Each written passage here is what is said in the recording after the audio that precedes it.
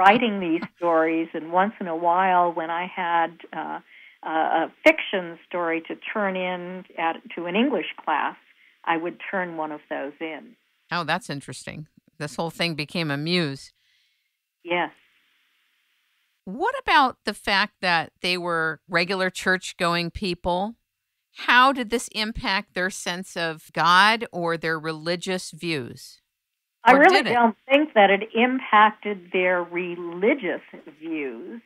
I think that they probably both thought that if God created life on Earth, life might have been created elsewhere by the same supreme being. Got it. I just wondered if they ever had to flesh out any of their views on that, or if you were ever privy to any revelations from that on a religious or spiritual level.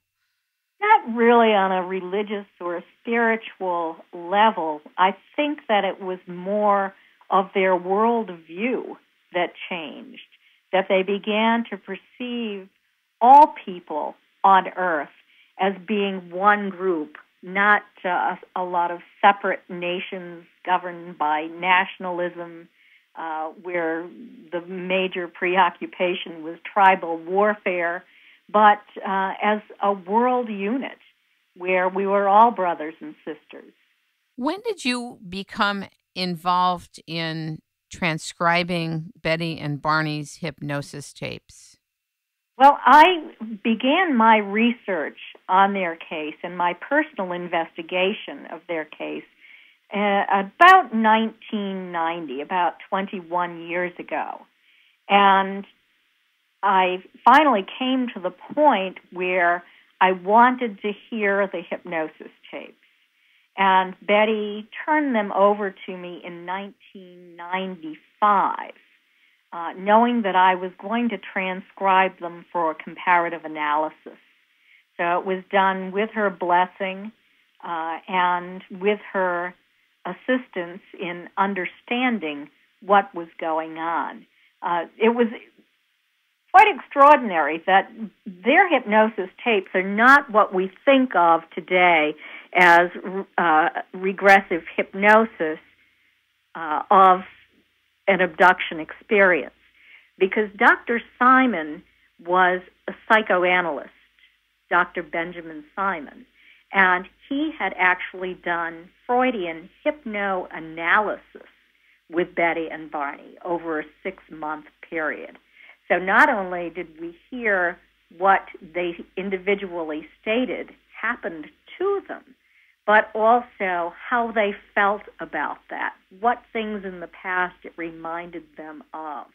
So there was a lot of personal information on those tapes and a lot of historical information about Betty's and Barney's lives. Was it hard to hear? Yes, initially it was difficult to hear, particularly one section of those tapes, and that is the section where Barney was being forced to recall what happened in that field. He didn't want to recall that. Remember, that is the point where he developed a mental block. Dr. Simon pushed him. Barney begged with him to please let him wake up, not to force him to have those memories. And Dr. Simon kept saying, well, it won't bother you now. Go on, go on. And there were very emotionally explosive parts where Barney was shrieking, where he was weeping, where he was in awe. He was incredulous about what was happening to him. And it was difficult to listen to all of that. It was also difficult for me to listen to Betty's fear, her weeping, her crying, her stating that when they actually encountered the roadblock with the non-human entities, she had never been as frightened in her entire life. She really felt that her life was threatened, and she attempted to escape but wasn't able to. She was captured. So just Yeah, it was distressing emotionally to listen to all of that. Is there anything that you would be called to share about listening to the distressing tellings of the captured experience that you think we should know about that, aside from what's written in the book or part of what's written in the book? Well, I think that what the public needs to know is that I did a comparative analysis of Betty's and Barney's statements, and there has been a lot of speculation that perhaps Betty was merely reliving a series of dreams that she had a couple of weeks after her close encounter. In all, she had 5 dreams or nightmares. In November of 1961, she rearranged them into a storyline. Barney hadn't read them, but he had overheard her telling Walter Webb, the NICAP investigator, and some family members about some of the details of her dreams. He always thought they were dreams, but there's speculation that she relived those dreams and that Barney absorbed the information from those dreams and merely repeated them under hypnosis.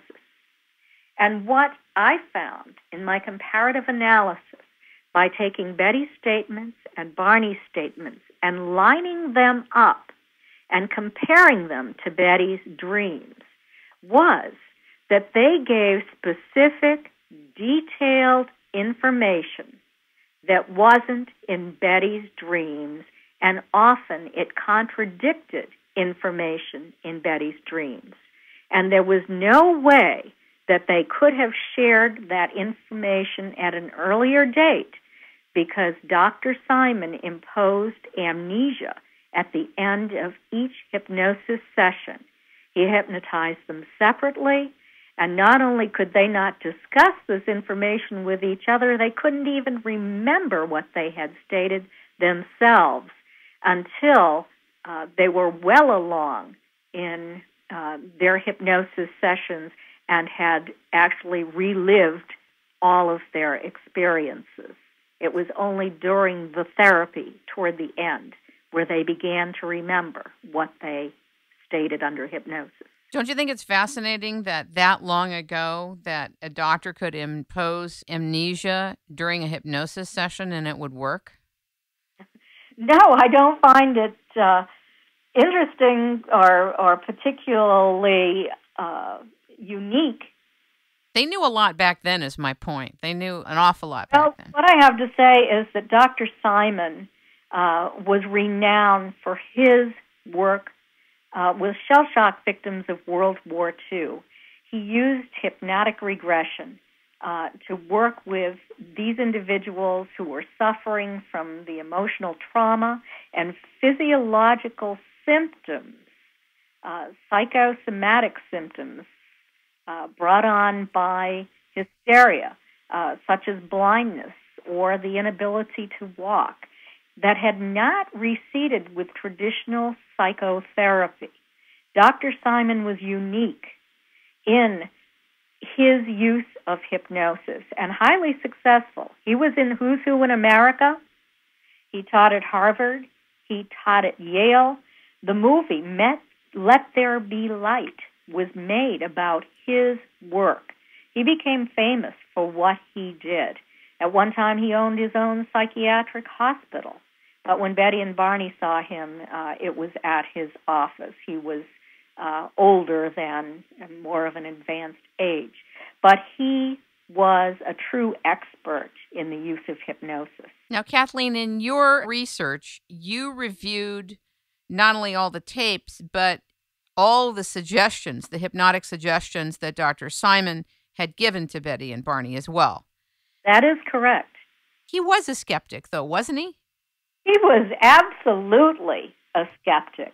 He was looking for a psychological explanation for what had happened to Betty and Barney. In fact, Walter Webb, the NICAP investigator, wrote in his final report that Dr. Simon proved to be so skeptical that he refused to read any of the UFO sighting reports that Walter had given to him. So he was absolutely not willing to consider